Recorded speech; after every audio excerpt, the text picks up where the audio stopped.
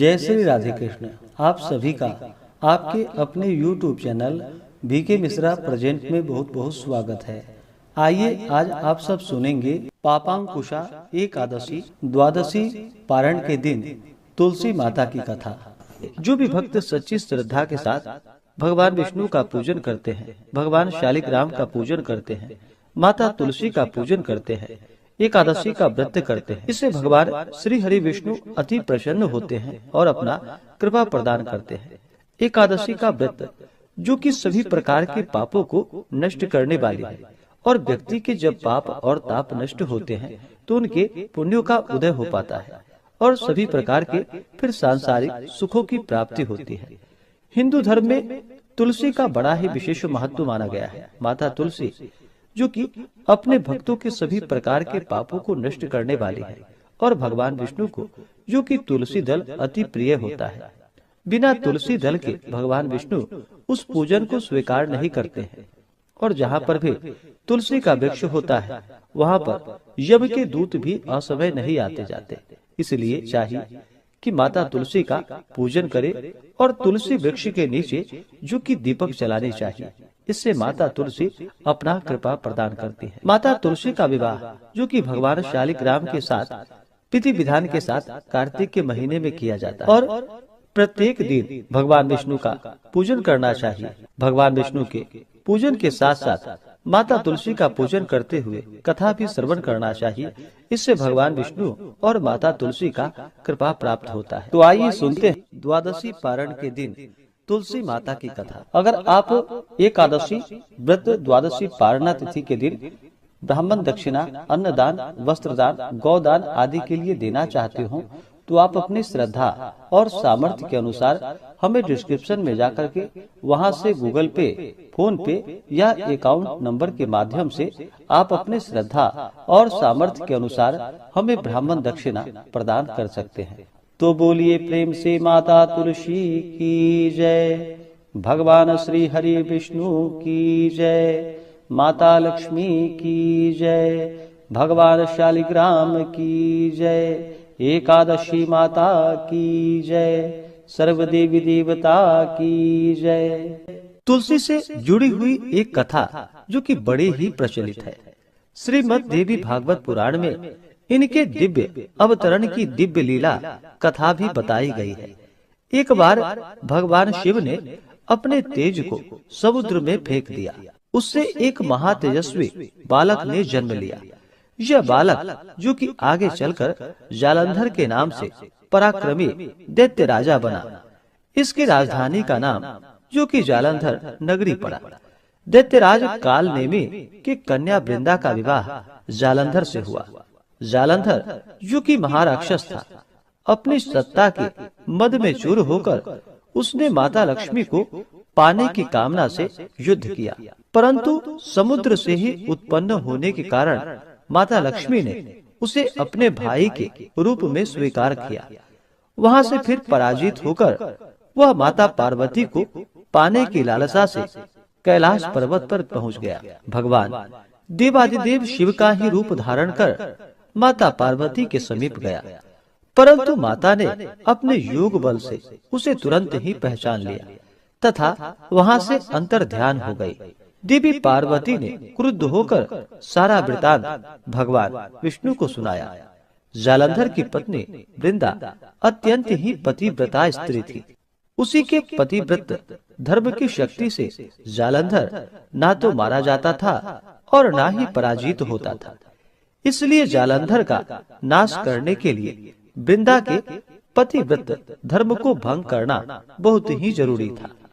इसी कारण भगवान विष्णु ऋषि का वेश धारण कर वन में पहुँचे। वहाँ वृंदा अकेली ही भ्रमण कर रही थी, वहाँ पर घूम रही थी। भगवान के साथ दो मायावी राक्षस भी थे, जिन्हें देखकर वृंदा भयभीत हो गई।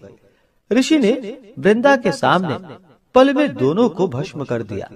उनकी शक्ति को देखकर वृंदा ने कैलाश पर्वत पर महादेव के साथ युद्ध कर रहे अपने पति जालंधर के बारे में पूछा। ऋषि ने अपने माया जाल से दो वानर को प्रकट किए। एक वानर के हाथ में जालंधर का सिर था तथा दूसरे के हाथ में धड़ था। अपने पति की यह दशा को देखकर वृंदा मूर्छित होकर वहीं पर गिर पड़ी। होश में आने पर उन्होंने ऋषि रूपी भगवान से विनती की कि वह उसके पति को जीवित करे। भगवान ने अपनी माया से पुनः जालंधर का सिर धड़ से जोड़ दिया, परंतु स्वयं भी वह उसी शरीर में प्रवेश कर गए। वृंदा को इस छल का जरा भी पता न चल पाया। जालंधर बने भगवान के साथ वृंदा पतिव्रता सा व्यवहार करने लगी, जिससे उसका सतीत्व भंग हो गया। ऐसा होते ही वृंदा का पति जालंधर, जो कि भगवान शिव से युद्ध कर रहा था, वह युद्ध में हार गया और मारा गया।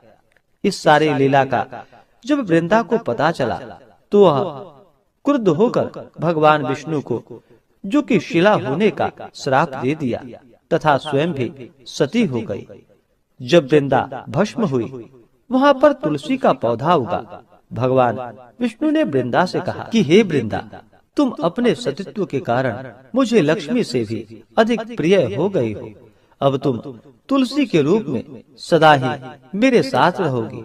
जो मनुष्य मेरे शालिग्राम रूप के साथ तुलसी का विवाह करेगा, पूजा करेगा, उसे इस लोक और परलोक में विपुल यश की प्राप्ति होगी। जिस घर में तुलसी होती है, वहाँ पर यम के दूत भी असमय नहीं आ जा सकते। गंगा व नर्मदा के जल में स्नान तथा तुलसी का पूजन बराबर माना जाता है।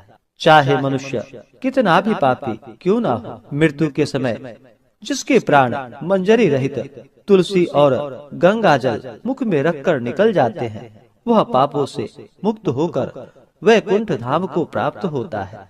जो मनुष्य तुलसी व आंवले की छाया में अपने पितरों का श्राद्ध करता है, उसके पितर भी मोक्ष को प्राप्त हो जाते हैं। इस प्रकार से जो भी भक्त सच्ची श्रद्धा के साथ भगवान विष्णु का पूजन करते हैं, भगवान विष्णु को तुलसी दल अर्पित करते हैं, भगवान शालिग्राम का पूजन करते हैं, माता तुलसी का पूजन करते हैं, भगवान शालिग्राम के साथ माता तुलसी का विवाह संपन्न करते हैं, उन्हें विपुल यश की प्राप्ति होती है तथा सभी प्रकार के पापों का नाश होता है तथा सभी प्रकार के मनोरथ सिद्ध होते हैं। तो बोलिए प्रेम से भगवान विष्णु की जय, माता लक्ष्मी की जय, तुलसी माता की जय, भगवान शालिग्राम की जय, सर्व देवी देवता की जय। इसी प्रकार से जो भी भक्त सच्ची श्रद्धा के साथ नियम और निष्ठा के साथ भगवान विष्णु का पूजन करते हैं, भगवान शालिग्राम का पूजन करते हैं, तुलसी माता का पूजन करते हैं, उनके सभी प्रकार के दुख और कष्ट दूर हो जाते हैं तथा भगवान विष्णु की कृपा से, माता तुलसी माता लक्ष्मी की कृपा से व्यक्ति के सभी प्रकार के पाप और ताप नष्ट हो जाते हैं तथा सुख और समृद्धि की प्राप्ति होती है। तो आशा करता हूँ कि यह जानकारी आपको अच्छा लगा हो। ऐसे ही ज्ञानवर्धक जानकारियाँ प्राप्त करने के लिए हमारे इस चैनल पे अगर आप नए हैं तो चैनल को लाल बटन दबा करके सब्सक्राइब करें, साथ में बेल आइकन घंटी को दबाएं ताकि मेरे वीडियो का नोटिफिकेशन आपको समय से मिलता रहे। वीडियो को लाइक करें, शेयर करें, सुखी रहें और स्वस्थ रहें। जय श्री राधे कृष्ण। धन्यवाद।